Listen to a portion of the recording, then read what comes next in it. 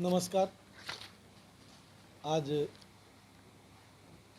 मंत्री पद की शपथ लेने के बाद विभागीय विभागीय स्तर पर एक ब्रीफ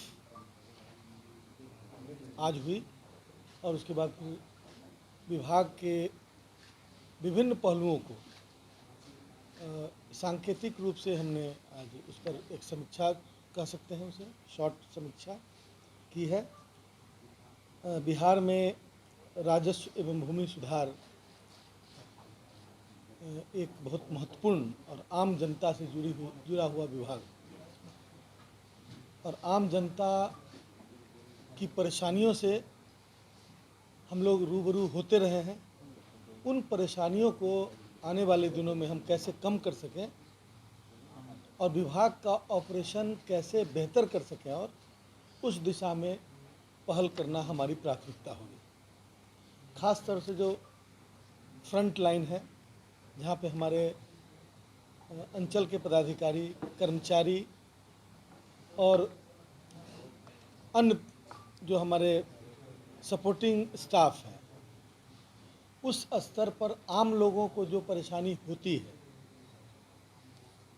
जैसे रसीद कटाना, अब तो वो ऑनलाइन हो चुका है, तो उसमें अपेक्षाकृत माने परेशानियां कम हुई हैं, लेकिन दाखिल खारिज और किसी भी तरह का कंप्लेन जो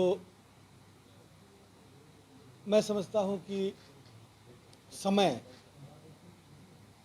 उसके लिए एक बहुत बड़ा फैक्टर है कि जितना लंबा समय चलता है उतना ज़्यादा लोग परेशान होते हैं। इसलिए जल्द से जल्द लोगों को न्याय मिले, गरीबों को न्याय मिले, इस बात की तरफ हमारा इम्फेसिस होगा, हमारा जोर होगा। हमारा जोर इस ओर भी होगा कि जो लोगों को बास्केट पर्चा मिला हुआ है और उनको ज़मीन से बेदखल कर दिया गया है, उसे हमने विभाग को निर्देश दिया है कि जल्द से जल्द वैसे लोगों को चिन्हित किया जाए और वैसी सूचना विभाग को मंगवाई जाए और उनको बास्केट पर्चा उनको उनके अधिकार को दिलाया जाए। मान लें कि कहीं जल जीवन हरियाली मिशन के तहत कहीं जो पहले से बंदोबस्ती हो चुकी थी वहाँ से विस्थापित करने की बात है, तो उसको प्राथमिकता के आधार पर, चूँकि वो भूमिहीन थे इसलिए बंदोबस्ती हुई थी, और जो भूमिहीन हैं उनका भी सर्वे हमने कहा है कि 3 महीने के अंदर बिहार के भूमिहीनों की जो संख्या है और अलग अलग जगह क्या है, उनका एक सर्वे कराकर और रिपोर्ट हमने मंगवाया है विभाग में। हमारी प्राथमिकता होगी कि उन भूमिहीनों को जो 3 डिसमिल ज़मीन देने की, 3 से 5 डिसमिल ज़मीन देने की बात है, उस दिशा में हम कार्रवाई करें। साथ ही अभी भूदान की ज़मीनें जो हैं उनके आइडेंटिफिकेशन और उससे संबंधित एक सारी जानकारी को प्राप्त करने के लिए एक आयोग बनाया गया था।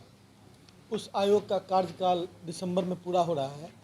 हमें उम्मीद है कि उस आयोग के माध्यम से भूदान की ज़मीनों का मतलब को चिन्हित किया जा सकेगा और बड़ी ही संख्या में जो भूमिहीन हमारे राज्य में है, उन भूमिहीनों के बीच उस ज़मीन का आवंटन किया जाएगा।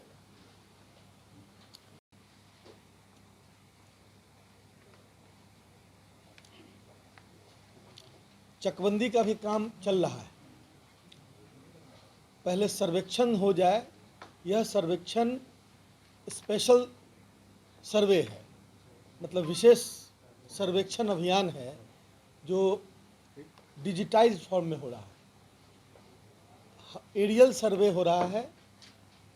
एरियल सर्वे मतलब हवाई जहाज़ से बिहार की पूरी ज़मीन का, मैंने अभी 20 जिलों में हुआ है, अगले सभी जिलों में हो गया। 38 जिले में हवाई जहाज़ से ज़मीन का सर्वे किया गया है। उसका फ़ोटो लिया गया और उस पर आधारित जो है जो नक्शा बनाया गया, जो नक्शा आया, और पुराना नक्शा, इन तमाम चीज़ों का एक जो है समझिए कि सबको मिलाकर अंतिम रूप जो इसको दिया जाएगा वो बहुत ज़्यादा प्रिसाइज्ड होगा, जिसमें मतलब मैं कह सकता हूँ कि ज़मीन विवाद जिन कारणों से होता है उन कारणों को थोड़ा कम करने का प्रयास होगा उस मामले में। और यह डिजिटाइजेशन जो है उसके माध्यम से जो अंतिम मैप बनेगा, अंतिम जो उसका नक्शा बनेगा, वह नक्शा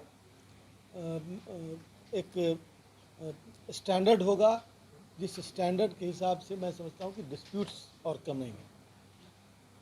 अभी जल्द ही हम लोगों ने फैसला किया है कि जो पुराना नक्शा है उसको हम लोग डोर स्टेप मतलब घर के दरवाजे तक विभाग के द्वारा पहुंचाया जाएगा और वह ऑनलाइन भी उपलब्ध होगा। माने वो कोई भी आदमी चाहे तो कंप्यूटर का एक बटन दबाकर अपनी ज़मीन का नक्शा, उस गांव का नक्शा, उस मोहल्ले का, जो भी जितना चाहता है उतना नक्शा वो डाउनलोड करके निकाल सकता है। लगभग 4,325 राजस्व कर्मचारियों की नियुक्ति हो चुकी और उनकी पदस्थापना भी हो चुकी है।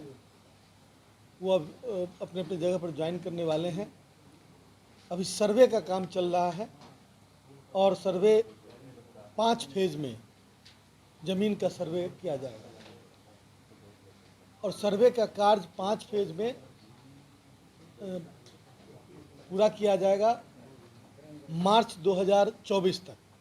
बिहार में सर्वे का कार्य पूरा कर लिया जाएगा और प्राथमिकता हमारी होगी कि जिस जिला में ज़्यादा लैंड डिस्प्यूट है, भूमि विवाद जिस जिला में ज़्यादा है, वहाँ पर हम अपेक्षाकृत पहले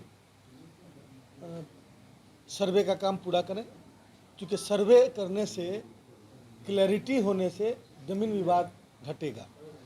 और उस क्रम में हम चाहेंगे कि जो 5 फेज है, 2 फेज में काम बहुत तेज़ी से चल रहा है और तीसरा, चौथा फेज, 5वां फेज सब में काम लगा हुआ है। अभी लगभग